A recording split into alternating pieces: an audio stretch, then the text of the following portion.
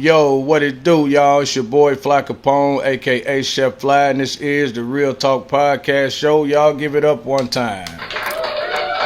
What up? It's your favorite host, Mimi. Give it up one time. So we just gonna dive right into it, you know what I mean? It's a lot of things going on in the city. It's a lot of things going on around the world. And sadly, in Indianapolis, Indiana, a young lady has been unalived, and I believe her boyfriend was shot all over a basketball goal, a basketball game, and the basketball rolling in the yard. I don't know who was the aggressor or who started the actual events, but it's a sad thing that the kids can't play basketball in the yard and they cannot enjoy themselves. Of course, the ball is going to roll in somebody's yard, the street or whatever. Mm-hmm. It's sad that they can't play basketball without somebody addressing them about an issue about the damn basketball rolling in the yard. It's so sad. It's like it's petty. Bullets went flying into one of those neighbors' homes. Who gonna sit there and argue over a basketball? I'm not gonna kill nobody or none of that. And leaving 6 children. And not only that, like the thing is this: the yard, like not to take nothing from the people, but the yard is not cut. It doesn't have a gate on the yard, so obviously the ball is going to roll, and it has to roll somewhere. Right. And as a black community, this is showing you where our mind is at when it comes to each other and whatever happened to love thy neighbor, right? It's a difference if you have issues, you know, we could figure it out because we live next to each other or around each other. So we have to kind of be on the same accord so that we can live around each other and be peaceful. And at least they playing basketball. Yeah, you're right. They ain't out there selling drugs in front of your house, shooting guns in front of your house, or any of this type of thing. It's simply over a basketball. Come on, y'all. As the black community, we has to do better. We got to do better. That's horrible. We got to do better. Got to do better. Now, I just don't see.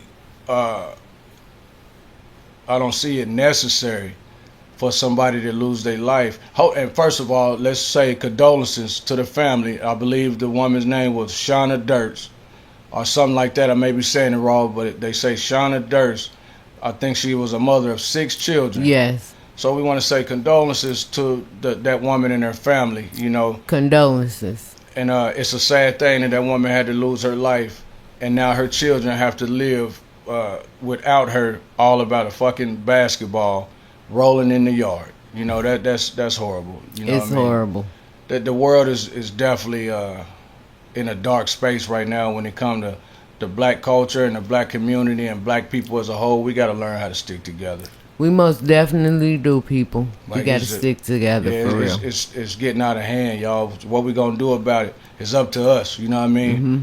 We got to do it ourselves. We got to take the responsibility and accountability of our actions and do better, especially when it comes to your neighbor. You know, that's horrible that the ball can't roll in the yard, especially as children. I can see if they was grown folks or whatever, and even with grown folks, the ball bounced, the ball hit the rim, it got to roll somewhere, you know? Right.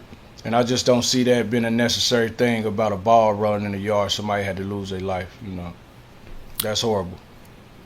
So, since we giving out condolences, I want to give condolences out to Malcolm Jamal Warner. For those of y'all that don't know who Malcolm Jamal Warner is, Malcolm Jamal Warner is the son on the sitcom Bill's Cosby Show, and his character was Theo. Yes. So we want to send condolences to Theo's family. Rest in peace to the great Malcolm Jamal Warner. Rest in peace. They say he fell in some type of water. I don't know if it was a lake, ocean, whatever that was. I believe it was an ocean. Costa Rica. In Costa Rica. And that He was took by a current or something like that. Took him down. Now tell me this, just like the woman that perished a couple weeks ago in Chicago, fell off a yacht. Why do people want to go playing around these type of waters with no type of lifeguard, no type of what you call that the vest jacket or nothing? Yeah. Why do people want to go playing around this type of water for with no safety net? That's crazy. I don't know. It's crazy. I don't get in big bodies of water like that, so I don't. Like I know how to swim like a shark, you know what I mean? Don't. But certain waters I just not getting ready to play in because it's not safe. No. You know, even though you know how to swim, certain waters, shit, you fall in and you might not come out, you know? So I wonder, did he really know how to swim? Because He might have knew how to swim, but that don't mean you're going to make it out that water, especially that without current. See, the thing about water is this, right?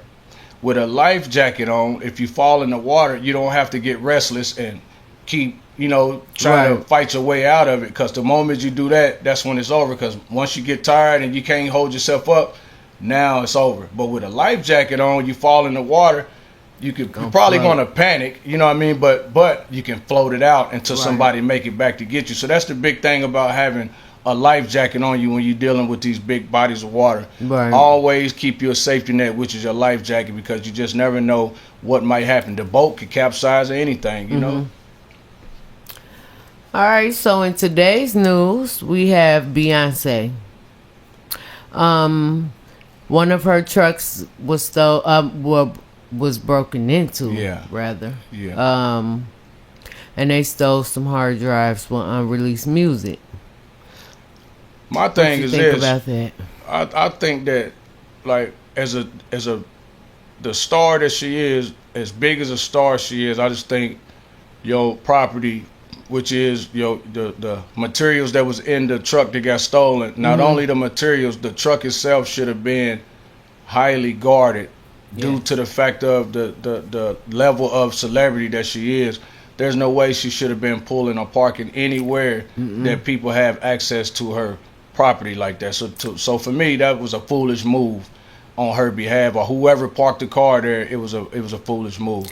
It just makes me feel like it was done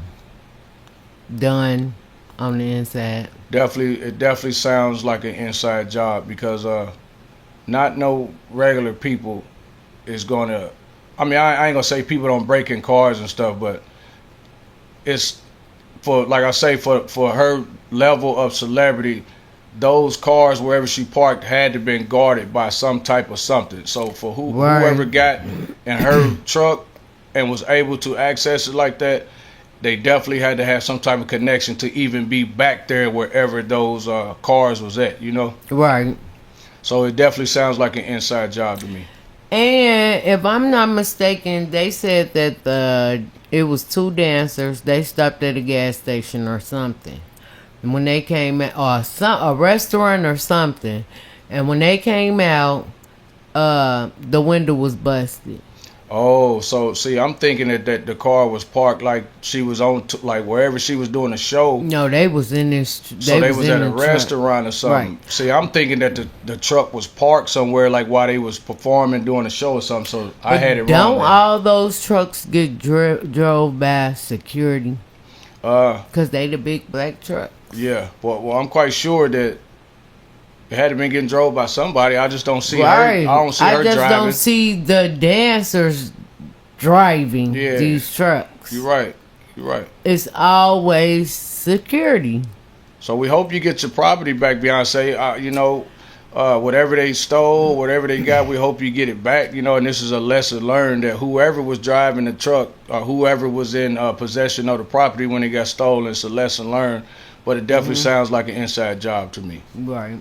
For sure. All right, and Nicki Minaj and her beef that she has with Jay-Z and Jay-Z and the TDE, whoever TDE is, or whatever. Well, TDE is supposed to be SZA's, somebody that's affiliated with SZA, but he's a blogger, I believe. So I'm not too familiar with that. So the only thing I'm gonna say is this: to Nikki, you know, Nikki, we love you, and you know what I mean. You gotta watch how you move, and you know, stay prayed up, because you know what I mean. The devil is real, and you playing with fire when it comes to that industry and some of the things that you're doing and saying. Even though you may be telling the truth and saying truth and speaking truth, you definitely gotta watch your back and watch how you move when it comes to the type of things that you're saying and doing. You know, but like I say, if you don't stand for nothing, you'll fall for anything. So you got to be willing to die for something. You know what I mean? So I respect you as being strong as you are, and being, you know, being I'm gonna say being willing to confront the problem or the issue at hand. So I'll take my hat off to you on that. But other than that, I really don't know too much about the issue. What you feel about it? Well, I'm a barb, and I know that she has a problem with Jay-Z over millions of dollars from Tidal, which is a music platform. So I don't know if maybe her streams, I don't know if it got something to do with her streams or what, but she's saying that he owes her money. Whatever it may be, if you owe somebody, pay somebody, man. These CEOs of these companies and all this, man, they kill me. Y'all want to make money off of people, but y'all don't want to pay people what y'all owe them. And that's the sad thing about business. You know, it's always shady business. All you got to do is do good business. You making money off of somebody else's back, and you know, and that's only right when you the boss or the CEO, or you know, whatever you want to call it. So you know, you're gonna get yours. But also, you know, pay somebody for their work. That's like somebody going to clock in for 8 hours a day, 40 hours a week, and then when it come time to get paid, the check is blank. Right. It don't make sense, you know what I mean? So y'all need to start paying what y'all owe to these people, man. Right, because nobody got time to be playing about their money. No, man, that shit don't even make sense. I hate that it had to even go like that, because her and Beyonce was close, you know. Right. I'm a barb, and I'm with the Beehive, so I don't know. And I like Jay-Z, you know what I mean? Yeah, but I don't like everybody. I don't like certain things about the industry or whatever. I don't like shady practice. I don't like how I see that 90% of the people that we watch in the industry, they all getting fucked around one way or another, and it's sad. Everybody making a little money, but the money that's missing, they could probably be making way more, and actually they probably actually earning way more that they actually getting. So we want to take I hope you get it together, Nikki. So I'm gonna take my hat off to you for being a strong lady, but yes, we hope you get it together, you know what I mean, as far as, and stay safe, stay prayed up, watch your back, watch how you move, and you know, and continue to do what you do. Okay, I got one more thing. What you think about Rick Ross and DC Young Fly? Oh man, you know, I was just watching something about that, and I fucks with the 85 South show. Yes, that's one of my favorite comedy shows. Mm-hmm. You know, I like how it's a different thing. I like how they came together and they put that type of thing together. They brought something different to the table when it comes to podcasting, and also just comedy in a whole. You know what I mean? I ain't seen nobody do it yet how they do it, and do it as good as they do it with the chemistry that they got. Right. And Rick Ross, that was a sucker move to go on these guys' show and then say you going to the bathroom and then walk off on them. Like, that's sucker shit, man. When you could have just told them you had to bust a move or two, and you know what I mean, just kept it real and don't go on and did what you had to do. That was that, I came on y'all show for free. And that's so what he felt like he came on there for free. I'm gone. That's why they say you pay it how you weigh it. You know what I mean? Now, ain't nothing wrong with you looking out. And I'm quite sure they had the money to pay you. Right. But if you're going to do it for free, do it like they paid you. You know what I mean? Because it's all respect, bring forth respect. You know what I mean? And I just don't think that was cool for you to do them like that.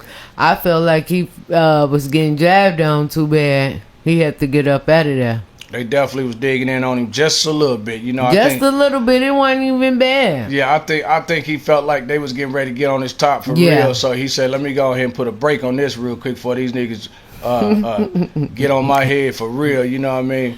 And I'm gonna take my coat off when I come back. Hey, we gonna. That's a big. Matter of fact, that's we gonna laugh at you, Rick Ross. We gonna laugh at you for doing such a sucker thing, man. Because here's the thing, you got the world's fakest persona. You like, you know, and not to take nothing from you because I like Not your to music. take nothing But from I you. don't like the way you go about certain things when you take this man's name and you act like you the biggest drug dealer in the world. Right. And you was a Pillsbury Doughboy security guard.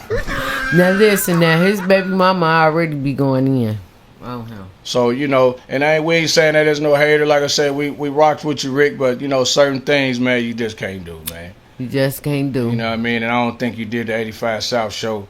I don't think you did that right, man. So. And I don't think your apology was right. Like, I just don't. I came on there for free. I'm cool with them. Da-da-da-da-da. You see how he was trying to, like, he was holding the camera like this. Yeah. Trying to show, like, the cool in the Yeah. back, like he's stunting on him. Right. You know what I mean? So, like, you just fake. A fake friend. Fake as hell. If you call yourself their friend. Next time he come on that show, y'all, if y'all get him on that show, roast his ass for real. Roast them. Real talk. Alright, so I guess that's a wrap up. Is that a wrap? It's a wrap. Already, well, you know, we be back with some more information. You know, like I say, this is the Real Talk Podcast, so we don't do nothing but chop it up about real things. You know, we keeping it real on this podcast. And this your boy Fly Capone, a.k.a. Chef Fly, and I'm out. And it's your favorite girl, Mimi.